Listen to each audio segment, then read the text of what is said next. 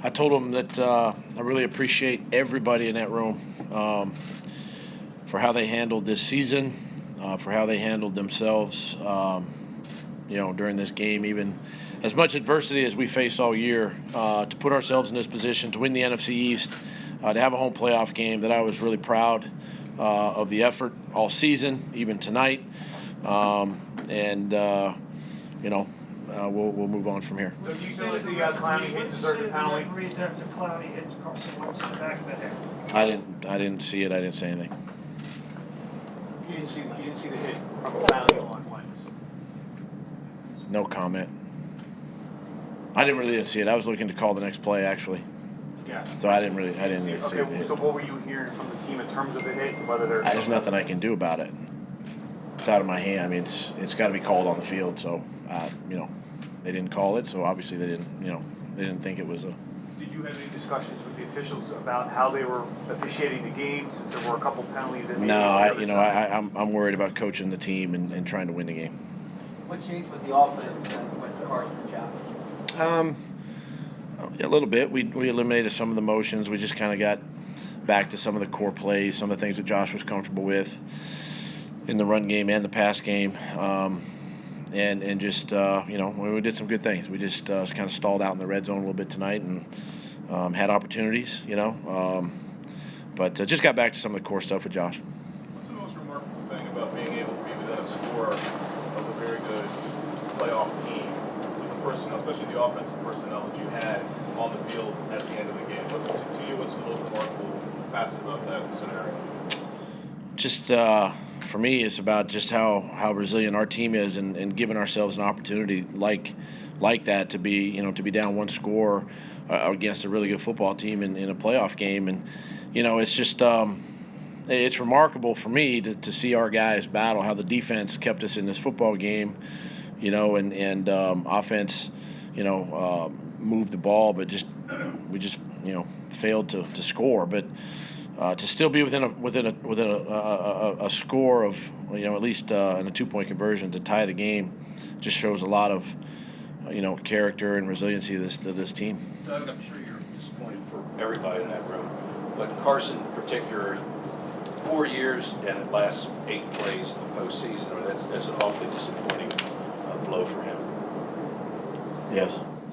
And how would you feel? I feel for him. I feel bad for him. I mean, Have you spoken to him? I just briefly saw him in the dressing room after the game. How was he? What did he look like? How was he responding? Probably not going to talk about it. Yeah, I mean, obviously, I'll let him speak for it, but I'm disappointed, for him, because I wanted this for him, obviously, and I think a lot of his teammates did too, and the organization did. I mean, he's battled through a lot, but we'll learn from it. We'll move on. Would you expect it? Was this a different game if Carson was healthy? I don't know. It's hard to say. I would say yes. If he's healthy, with the game plan that we had, I think so. But it's hard to speculate. What was the mechanism for getting? He didn't come out right away. What was did you get a call from upstairs? No, I just had Joe Appella, one of my trainers, came up and said they were just going to evaluate Carson, and defense was on the field, and that was it. And then they came to me later on and said that they were going to take him into the locker room and evaluate him further. So was the spotter, the independent NFL spotter, that told you guys? I don't know all of that. I mean, I just know because I'm in the game. I'm coaching the football game, so I just have the trainers are communicating with me, and they just said they're just evaluating Carson at the time. On the second to last fourth down in the fourth quarter, did you consider kicking a field goal there, or were you thinking you needed a touchdown regardless? I was, but I was also trying to maintain the aggressiveness there, try to get the first down and stay on the field and score. The third down defense tonight, what was the issue? Yeah, just obviously Russell had broken some runs there too, and so we're trying to keep him in the pocket. And at the same time, when he's holding on to the ball, it's kind of hard to hang on to the coverage a little bit. But just guys got some separation and they made some plays, and credit them. I think they had a really good percentage on third down. I think 8 of 15, something like that on third down, and probably the story of the game, really. Zach Ertz played, Miles Sanders played, Brandon Graham came back. You had the same thing happen, I think, a couple of weeks ago, where guys who might have stayed out came back. What does that say about the level of commitment, from some of your marquee players, and how does that affect the rest of the room?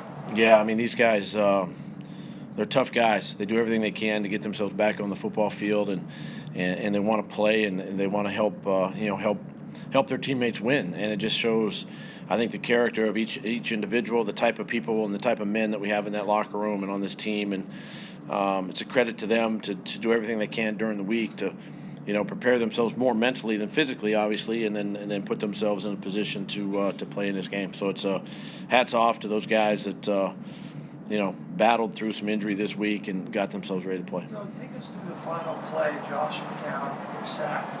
What was the play call there, and from your vantage point, why did he have to aim it there? We had two plays called. And we alerted, we got to the second play, actually. He alerted it to the second play and At the line of scrimmage? at the line. And I guess not everybody got the alert. And so we had a couple of busted assignments on the play. And it's just unfortunate, especially on a fourth down call to try to take advantage of and get the first down. So something we'll learn from and, get better. Two more, please. There was an alert earlier in the game that it looked like Carson when he pitched back to Miles and it went by him. Was that another one that wasn't picked up? Yeah, that was again a miscommunication. Miles either didn't hear or see the signal for the check and just missed it. Just made a mistake.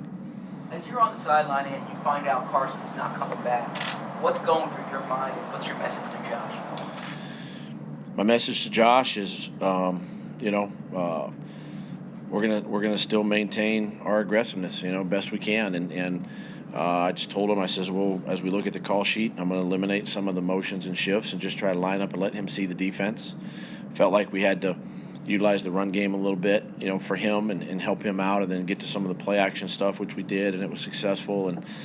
And really trying to get him into a flow, get him into the rhythm. It's been a while since he's been out there, and just try to get him into that rhythm with Kelsey, obviously, and then the flow of the game for himself, and just trying to get back to some of the core stuff that he was comfortable with. In your thoughts, you heard the Carson news?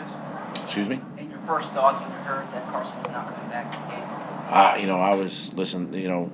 I was into the game. I was getting Josh ready to go, and I felt for Carson, but at the same time, we still had plenty of football left, 3.5 quarters. Okay, thanks, Ed. Thanks, Ed. Thank you.